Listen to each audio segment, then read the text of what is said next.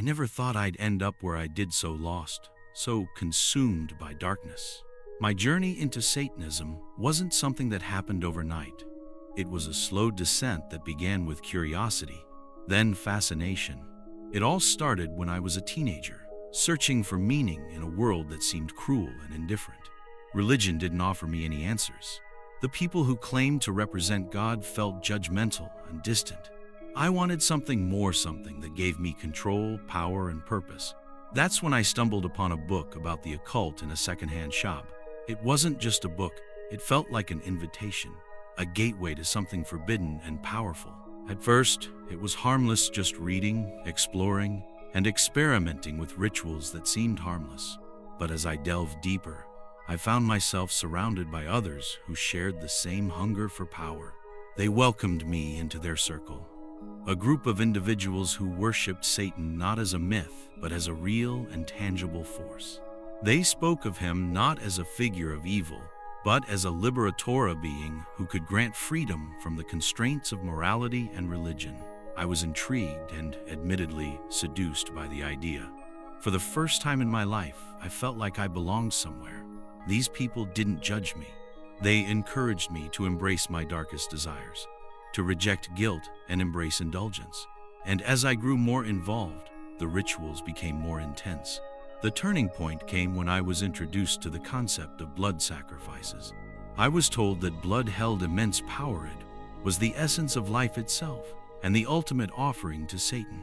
At first, the idea repulsed me, but over time, I became desensitized.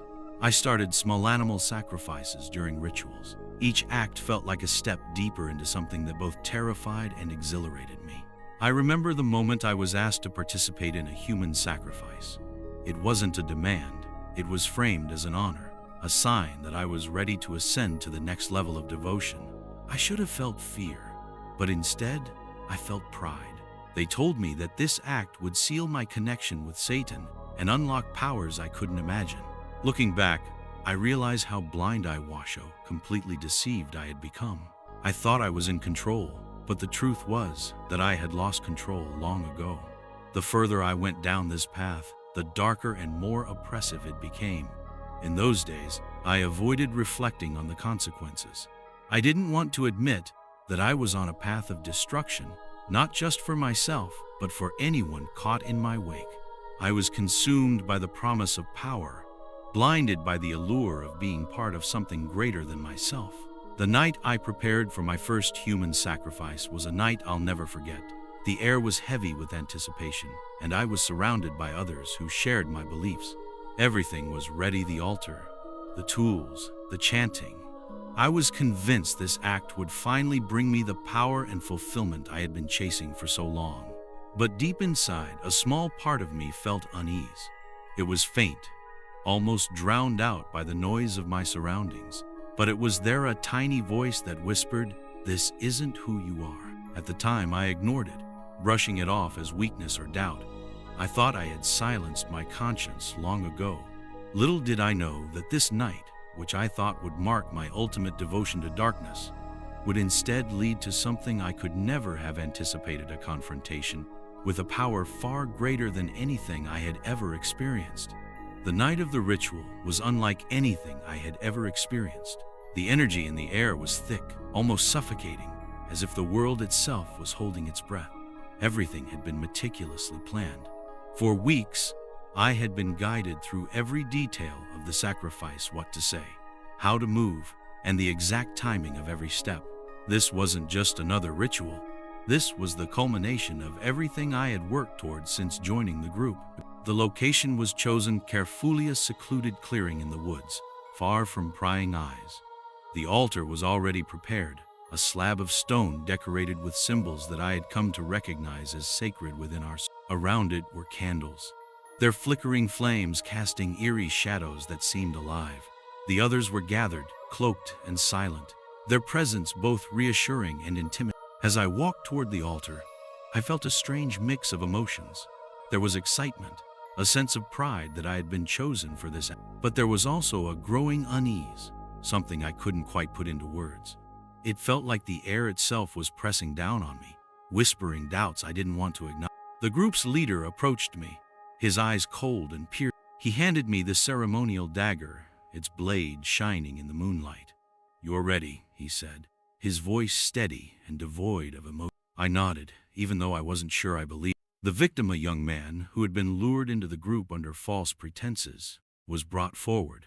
He was bound and blindfolded, trembling but silent. I didn't know his name. I had been told it was better that way. He was just a vessel, a means to an end.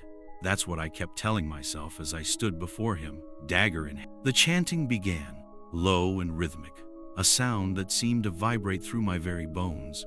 The words were in a language I didn't fully understand, but I had recited them enough times to know their meaning. They were a call to Satan, an invitation for him to manifest and accept our offer. I was instructed to place the dagger against the victim's chest, to feel the rise and fall of his breathing as I prepared to end his. My hands were shaking, but I tried to steady them, convincing myself that this was just another step in my journey.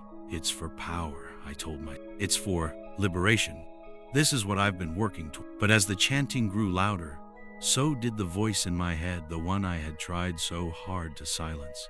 It wasn't just a whisper anymore. It was a roar, a desperate plea that I couldn't ignore. "Stop, don't do that." I glanced at the others, their faces obscured by their hoods. They were watching me, waiting for me to complete the ritual.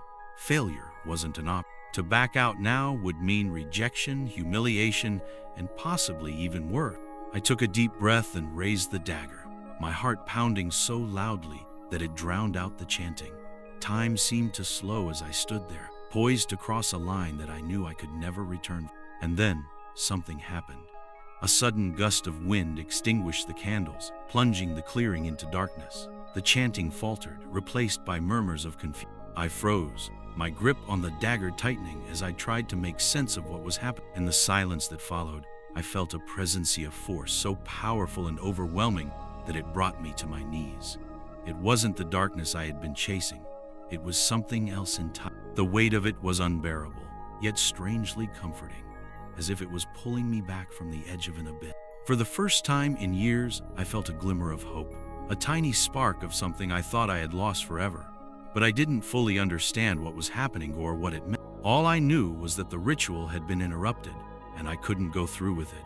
Something or someone had stopped me, and I would never be the same. The air was heavy with silence, the kind that grips your chest and makes every breath feel like a struggle. The candles had gone out, leaving the clearing in near total darkness. All I could hear was the rustling of leaves in the wind and the frantic whispers of the others. For a moment, it felt as if the entire world had stopped, frozen in a single, inexplicable instant. I remained on my knees, clutching the dagger tightly in my trembling hands. My mind raced, trying to comprehend what had just happened. The interruption was so sudden, so unnatural, that even the most seasoned members of the group were visibly shaken. Their chanting had been flawless, the ritual meticulously planned. This wasn't supposed to happen. And then I felt that presence again. It wasn't like anything I had ever encountered in all my years of practicing Satanism. This wasn't the oppressive, suffocating darkness I had grown accustomed to invoking. It was the opposite. It was powerful, but not in a way that sought to dominate or control. It was overwhelming, yet filled with a strange sense of peace and authority. I could feel it all around me, pressing against my very soul. It wasn't just in the air, it was inside me, pulling at something buried deep within, something I thought I had silenced long ago. It wasn't a voice, but it spoke to me just the same. "This is not your path," it seemed to say. "You don't belong here." At first, I resisted. I tried to shake off the feeling, to focus on the task at hand. But no matter how hard I tried, I couldn't ignore it. My heart pounded as if it was trying to burst out of my chest, and my hands refused to steady. I glanced at the victim, still bound and trembling before me, and for the first time, I saw him not as a vessel, but as a person, someone with a life, a soul, and a future. The others began to murmur among themselves, their confusion turning to frustration. The leader stepped forward, his voice sharp and commanding. "Finish it," he ordered, his words cutting through the chaos like a blade. But I couldn't. Something had shifted inside me, something I couldn't explain. The dagger felt impossibly heavy in my hands, as if an unseen force was preventing me from lifting it. I looked up at the leader, then back at the victim, and finally at the others. Their faces were hidden, but I could feel their judgment, their disappointment. And yet, in that moment, none of it mattered. I was no longer afraid of them.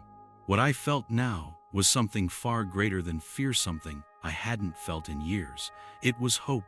The leader's voice grew angrier, more insistent. "Do it now, or face the consequences," he shouted. But his words seemed distant, like a faint echo in the back of my mind.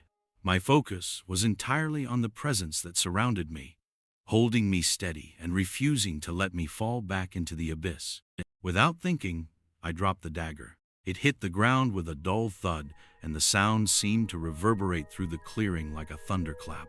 The whispers stopped, replaced by a deafening silence. I expected rage, punishment, maybe even violence. But instead, the leader simply stared at me, his expression unreal. The others remained still, as if they too were caught in the grip of whatever force had interrupted the ritual. Then, just as suddenly as it had begun, the presence faded. The wind died down, the clearing grew still, and the oppressive weight lifted. But something had changed, something I couldn't quite put into words. I knew I couldn't stay there. Whatever had stopped me from completing the ritual had also given me the strength to walk away. I didn't know where I was going or what would come next, but I knew one thing for certain: I could never go back to the life I had known. The path I had chosen was no longer mine, and I would spend the rest of my life trying to understand. As I walked away from the altar that night, leaving behind the dagger, the ritual, and the life I had built in darkness, I was overwhelmed by a flood of emotions. Fear, confusion, and something else, something I hadn't felt in years. It was as though a small light had pierced through the overwhelming darkness that had consumed my soul for so long. The others didn't try to stop me. Perhaps they were too shocked by what had just happened, or maybe they sensed that something beyond their control was at work. Either way, I felt an invisible barrier between me and them, as if I was being protected by a force they couldn't defy. I didn't run, though every instinct told me to. Instead, I walked slowly and deliberately, each step feeling heavier than the last. It wasn't until I reached the edge of the clearing that I fell to my knees, unable to take another step. The weight of everything that had just happened bore down on me, and I began to weep. I wept for the choices I had made, for the people I had hurt, and for the life I had thrown away in pursuit of something that had only brought me emptiness. And then it happened. A light, not a physical light, but something I felt deep within, began to grow. It was warm, comforting, and completely overwhelming. It was as if a veil had been lifted, and for the first time, I could see clearly. The darkness that had surrounded me for so long was still there, but it no longer held power. I felt a presence so pure and holy that I could hardly bear it. It wasn't harsh or condemning, but loving and patient. It was as if it had been waiting for me all along, silently watching as I wandered through the darkness, waiting for the moment I would finally turn. The memories of the night flashed through my mind. The dagger, the victim, the chanting. I saw it all clearly now, not as a path to power, but as a path to destruction. And yet, this presence didn't judge me for it. Instead, it seemed to offer me a choice, a chance to turn away from the darkness and embrace the light. I didn't hear a voice, but I felt words spoken to my heart. You are loved. You are forgiven. Come to. In that moment, I knew what I had encountered. This wasn't the force I had worshipped in the rituals. This was the opposite. The one I had rejected, the one I had cursed, the one I had believed didn't care. And yet, here he was, meeting me in my brokenness, offering me grace I didn't deserve. I don't know how long I stayed there, kneeling in the dirt and weeping. Time seemed to stand still. All I knew was that something inside me had shifted. The chains that had bound me to the darkness were breaking, one by one, and for the first time, I felt free. When I finally stood, I felt different, lighter, as if a great burden had been lifted from my shoulders. I didn't have all the answers, and I knew the road ahead wouldn't be easy, but I also knew that I could never return to the life I had left behind. That night, I encountered something greater than the darkness I had devoted myself to. I encountered a light that no shadow could extinguish, and though I didn't fully understand it at the time, I knew that this encounter had changed me forever. The days following that night were the most challenging of my life. I left behind everything I had known, me so-called family, the rituals, the promises of power, and stepped into a world that felt completely unfamiliar. It was as though I had been living in a fog for years, and now, for the first time, I could see clearly. But clarity didn't come without its struggles. I couldn't go back to my old life, but I didn't know how to move forward either. My heart was heavy with guilt for what I had done and nearly done. The faces of the people I had harmed haunted me, and I often wondered if forgiveness was even possible for someone like me. But then something incredible began to happen. As I wrestled with my guilt and shame, I felt the same presence that had stopped me during the ritual. It was no longer overwhelming, but gentle, like a quiet whisper in my soul. It reminded me of the words I had felt that night. You are loved. You are forgiven. I didn't understand it at first. How could I be forgiven after everything I had done? How could a God I had rejected so completely still care for me? But the more I leaned into that presence, the more I began to realize that this love wasn't something I had to earn. It was freely given, even to someone like me. I found myself drawn to the Bible, a book I had once mocked and dismissed. I started reading it, not out of obligation, but out of a deep hunger to understand the God who had met me in my darkest moment. The words seemed to come alive, speaking directly to my heart in ways I couldn't explain. One passage in particular stood out to me. Therefore, if anyone is in Christ, he is a new creation. The old has passed away. Behold, the new has come. 2 Corinthians 5:17. Those words became a lifeline for me. They reminded me that my past didn't define me, and that through Christ I could start again. But transformation didn't happen overnight. I had to confront the pain I had caused and the lies I had believed. I sought out people who could guide me, mentors who had walked similar paths and understood the struggles I was facing. They didn't judge me for my past, but encouraged me to use my story to help others who were trapped in darkness. Over time, I began to feel a sense of purpose I had never known before. The power I had once sought through darkness paled in comparison to the peace and joy I found in the light. My heart, once hardened by years of rebellion, began to soften. I learned to forgive myself and to trust in God's grace, even when I felt unworthy of it. I also began to share my story. At first, it was terrifying. I worried about judgment, about people seeing me as nothing more than my past mistakes. But every time I spoke, I saw the impacted people who were struggling with their own darkness found hope in my journey. They saw that if someone like me could be redeemed, then maybe they could too. Now, I live a life I never thought possible. It's not perfect. There are still moments of doubt and struggle, but it's filled with a peace and freedom I could never have found on my own. The darkness no longer holds power over me, and the chains that once bound me have been broken. Looking back, I see that the moment I dropped the dagger was the beginning of something far greater than I could have imagined. It wasn't just the end of a ritual, it was the end of a life lived in rebellion and the start of a life filled with grace. And so I moved forward, one step at a time, holding on to the truth that changed everything. I am loved. I am forgiven. I am free.